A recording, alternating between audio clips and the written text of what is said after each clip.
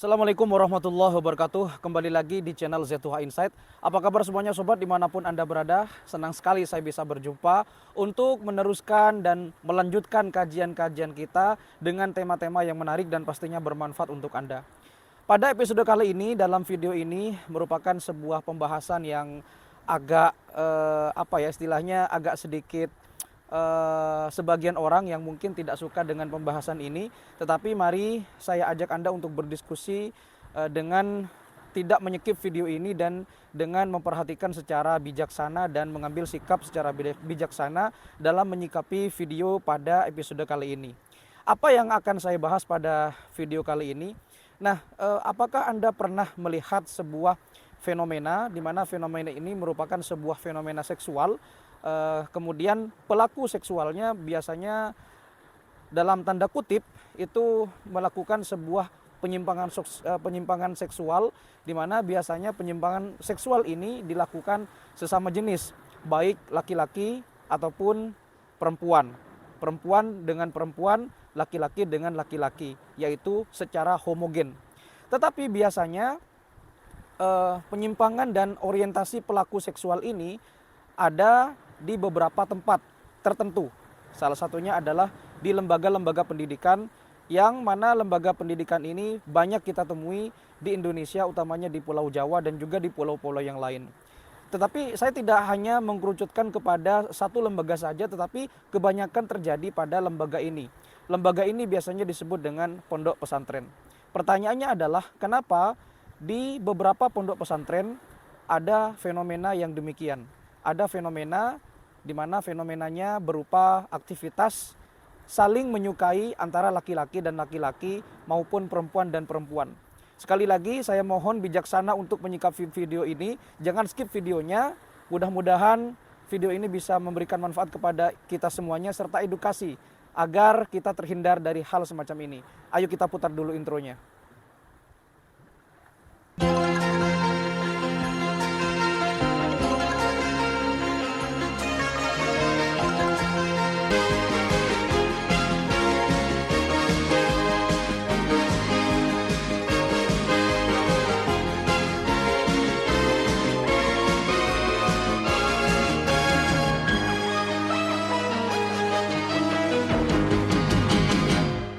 Fenomena orientasi seksual, biasanya pelakunya itu selalu berhubungan dengan laki-laki dan laki-laki ataupun perempuan dan perempuan sesama jenis. Hubungan seksual ini biasanya diawali dengan pertemuan yang sangat intens, kemudian perhatian yang berlebihan, kemudian layaknya pasangan atau ketika Anda menemui dan menemukan sebuah perasaan cinta kepada seseorang yang Anda cintai, di mana dalam hal ini biasanya terjadi kepada orang yang baru jatuh cinta di usia belasan tahun, bahkan 20-an tahun ya ke atas. Ini masih bisa terjadi, tetapi bagaimana jadinya jika percintaan itu ternyata terjadi kepada sesama jenis? Laki-laki antara laki-laki dan perempuan dengan perempuan. Dan biasanya ini juga sering terjadi di beberapa tempat, tidak hanya di tempat yang akan saya bahas pada video kali ini, tetapi biasanya banyak terjadi di tempat yang disebut dengan pondok pesantren. Kenapa pondok pesantren ini banyak terjadi hal yang demikian? Ada sebuah fenomena di mana di pesantren itu terdapat hubungan interaksi antara sesama jenis, antara laki-laki dengan laki-laki dan perempuan. Mudah-mudahan Anda bijak dalam menyikapi ini, dan saya sendiri di sini netral. Saya hanya membahas secara dua pendekatan, yaitu pendekatan agama dan pendekatan sosiologis. Nah, secara agama dulu ya, kita berangkat dari pendekatan agama dulu. Bagaimana agama memandang aktivitas yang seperti ini? Nah, sebelum kita membahas pendekatan agama ini, mari kita kerucutkan dulu apa istilah yang disebut dengan orientasi seksual yang dilakukan oleh antara sesama jenis yang ada di pondok pesantren ini. Nah, jamaknya adalah pondok pesantren itu secara singkat ya adalah sebuah lembaga pendidikan Islam, di mana di situ banyak sekali pelajaran-pelajaran agama, ada kitab kuning, ada kiai, ada musola, ada siswa, ada aktivitas-aktivitas keagamaan, dan biasanya pondok pesantren ini berjenjang.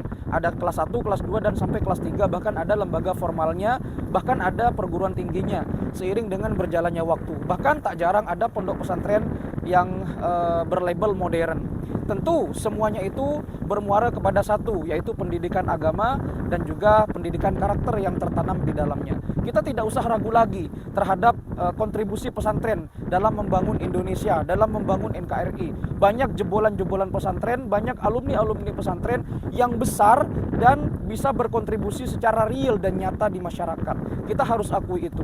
Tetapi ada yang unik di balik pesantren itu, di mana di pesantren itu biasanya selalu diisi oleh kajian-kajian yang bersifat keislaman, keilmiahan, dan seterusnya. Di pesantren biasanya dihuni oleh para santri. Para santri biasanya terdiri dari laki-laki dan perempuan, dan biasanya mereka dipisah, laki-laki bersama laki-laki, perempuan bersama perempuan. Kemudian pesantren itu biasanya berkembang dari tahun ke tahun, dari bulan ke bulan, dan seterusnya. Akhirnya dikhawatirkan para santri ini biasanya dalam satu hari mereka selalu dijadwalkan yang berhubungan dengan kegiatan-kegiatan yang bermanfaat. Dari mulai bangun tidur sampai tidur lagi. Ada baca kitab kuning, ada tadabbur Al-Quran, ada hafalan Al-Quran, ada tahajud bersama, apalagi sholat berjamaah. Tentu sangat menyita waktu dan menyita rutinitas. Pertanyaannya, bagaimana santri tersebut meluapkan kesukaannya? Dalam hal ini adalah kisah percintaan mereka kepada sebagai makhluk sosial yang tentunya butuh yang namanya cinta. Apakah mereka melakukan kontak dengan dunia luar? Tentu tidak, karena di pesantren seperti kita ketahui, handphone tidak boleh digunakan, itu larangan keras. Apalagi sampai bermain wanita, tentu ini salah satu larangan keras di pesantren. Anda yang mungkin pernah nyantri pasti pernah merasakan hal demikian, bahwa perempuan, kemudian handphone, dan hubungan dengan kontak dunia luar kecuali keluarga tidak diperbolehkan. Nah, hal ini yang menyebabkan kondisi-kondisi di mana santri itu bisa saja tertarik kepada lawan jenisnya dikarenakan karena rutinitas yang sangat padat, mereka tidak bisa kontak dengan dunia luar, dan akhirnya mereka menyukai dalam hal ini adalah sesama jenis, yaitu laki-laki itu sendiri. Nah, istilah ini disebut dengan mairil. Apa itu mairil? Sebetulnya istilah mairil itu tidak begitu valid ya. Istilah mairil itu ada yang mengatakan bahwa dari istilah bahasa Arab. Tentu ini masih diperdebatkan validitasnya. Mairil itu kepanjangan dari mar'ah fil lail. Mar'ah itu perempuan, fil lail di malam hari. Jadi seolah-olah konotasinya ketika berbicara kata mairil, maka konotasi kita adalah ketika siang dia menjadi laki-laki dan ketika malam hari dia menjadi perempuan. Tentu konotasinya seperti itu. Tetapi istilah ini kalau secara segi keilmuan belum bisa dipastikan validitasnya. Tetapi apapun itu, istilah mairil ini sangat populer di pesantren-pesantren. Nggak tahu kalau di dunia lain pesantren ya, tetapi mairil ini merupakan sebuah hal yang sangat tabu dibicarakan, dan mudah-mudahan tema ini dan video ini bisa memberikan gambaran kepada kita. Nah, oke, kita kembali lagi diskusinya kepada istilah mairil ini. Jadi mairil ini bahasa lokalnya macam-macam. Ada yang disebut dengan nyampet dan seterusnya. Seperti apa aktivitas mairil itu? Biasanya aktivitas mairil itu dilakukan di malam hari ketika sudah rutinitas pesantren mulai agak sepi, dan mohon maaf dalam tanda kutip, pelakunya adalah biasanya mendatangi orang yang disukainya atau yang dicintainya, kemudian melakukan kegiatan-kegiatan yang mendekati hubungan seksual. Biasanya mohon maaf dalam tanda kutip melalui media paha yang bersangkutan, alias orang yang disukai oleh orang yang laki-laki itu. Jadi misalkan si A jatuh cinta sama si B. Jadi mohon maaf, orientasi seksualnya adalah melalui media paha. Seperti itu kurang lebih ya. Nah, kemudian aktivitas ini biasanya berjalan terus-menerus dan bisa mempengaruhi santri-santri yang lain untuk melakukan kegiatan yang sama. Tentu ini secara keagamaan, ini karena saya menggunakan dua pendekatan, yaitu agama dan juga sosiologi. Jadi secara keagamaan tentu sangat dilarang. Karena memang kegiatan Mairil ini juga sangat melanggar agama. Biar bagaimanapun hal yang semacam ini tentunya ya beda dengan sodomi, tetapi ini bukan masalah sodomi atau tidak, tetapi dalam agama ini tidak boleh. Jadi onani saja itu haram, apalagi kegiatan yang seperti ini. Nah, Imam Syafi'i menariknya pernah berkata bahwa beliau pernah mengatakan bahwa Mairil ini itu ada hubungannya dengan laki-laki yang bernama Amrod atau istilah Amrod. Apa itu Amrod? Amrod menurut Imam Syafi'i adalah laki-laki yang usianya sudah belasan tahun kemudian baru balik, dan kemudian laki-lakinya ganteng, glowing, dan biasanya laki-laki ini jadi rebutan di pondok pesantren atau di tempat-tempat yang lain yang mirip dengan pesantren. Nah, menariknya adalah Imam Syafi'i mengatakan haram melihat Amrod ini. Tentu ini hanya sebatas istilah ya. Nggak tahu kalau di dunia luar ada istilah yang lebih valid atau bagaimana. Tetapi Imam Syafi'i jelas mengatakan bahwa memandang Amrod itu haram, apalagi sampai mendatanginya dan mengajaknya melakukan sebuah hubungan yang mendekati hubungan sosial. Tentu secara keagamaan ini adalah jelas-jelas haram. Tetapi biasanya pelaku-pelaku Mairil ini atau nyampet ini ketika mereka sudah keluar dari pesantren, maka aktivitas yang demikian itu sudah hilang lenyap. Kenapa? Karena mereka sudah tahu kontak dengan dunia luar. Mereka sudah bisa melihat lawan jenisnya, tidak tertarik lagi dengan sesama jenis. Jadi biasanya hanya terjadi di beberapa waktu saja ketika mereka dalam tanda kutip masih ada di pendidikan pondok pesantren atau sejenisnya. Dan tentunya sekali lagi menurut agama jelas-jelas ini haram. Karena kita tahu sendiri di pesantren itu keagamanya sangat erat dan ketat. Mana mungkin pesantren mengizinkan kegiatan yang seperti ini. Itu yang pertama. Yang kedua, bagaimana Mairil ini kalau ditinjau dari segi sosiologis. Nah, ada sebuah tokoh yang bernama Robert Merton, di mana Robert Merton ini adalah salah satu tokoh yang berpendapat bahwa Mairil itu ya sebetulnya harus terjadi. Ada dua fungsi dalam pendapat Merton itu. Yang pertama fungsi laten, dan yang berikutnya adalah fungsi yang lain. Ya, jadi fungsi laten itu adalah fungsi yang memang seharusnya terjadi. Jadi kalau fungsi laten itu misalkan Anda lapar ya Anda makan, begitu.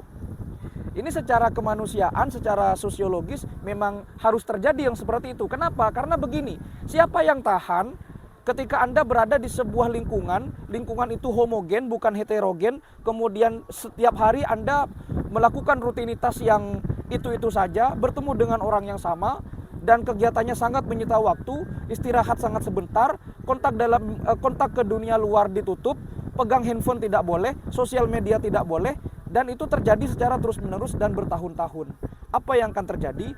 Tentu jawabannya adalah Anda pasti bosan, dan Anda tidak bisa melihat atau kontak dengan dunia luar. Dan ini tentunya sangat akan menguras pikiran orang tersebut ketika mereka ada di lingkungan yang seperti itu. Akhirnya yang terjadi adalah pelampiasan dalam tanda kutip orientasi seksualnya tidak bisa terlampiaskan seperti biasanya, dan akhirnya itu yang terjadi. Mereka menyukai sesama jenis dan seterusnya. Itu yang seharusnya terjadi. Jadi secara sosiologis itu memang sah-sah saja, karena memang seksualitas itu biasanya sangat dibutuhkan oleh setiap manusia yang normal dalam tanda kutip. Lalu kemudian fungsi yang seharusnya tidak terjadi adalah kebalikannya. Memang tidak semuanya terjadi, tidak semua santri bisa seperti itu. Tetapi rata-rata mereka tidak akan tahan, karena biasanya rata-rata santri itu menghabiskan waktu bertahun-tahun di pondok pesantren dengan bertemu dengan orang-orang yang sama dan melakukan hal-hal yang sama setiap hari tanpa harus kontak dengan dunia luar. Anda bisa bayangkan bagaimana kalau itu terjadi kepada Anda. Dan hanya orang-orang yang pernah nyantri yang bisa merasakan hal ini. Itu dua pendekatan yang mungkin bisa saya paparkan pada kesempatan kali ini. Jadi Mairil atau mar'ah fil lail itu secara keagamaan tentunya sangat berdosa dan haram dilakukan. Tetapi secara aspek sosiologis tentu mau tidak mau, karena seksualitas itu adalah kebutuhan, dan tentunya banyak sekali yang melakukan itu.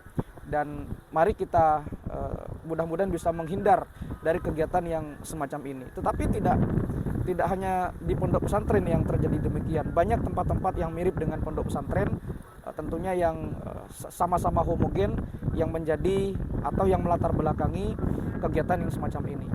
Mudah-mudahan Anda bijak dalam menanggapi video ini, dan kalau ada diskusi silakan kita diskusikan di kolom komentar. Mudah-mudahan video ini menjadi manfaat untuk kita semua agar kita terhindar dari hal-hal yang sudah disebutkan tadi. Seperti biasa, jangan lupa like, komen, share, dan subscribe. Terima kasih. Sampai jumpa di video berikutnya. Wassalamualaikum warahmatullahi wabarakatuh.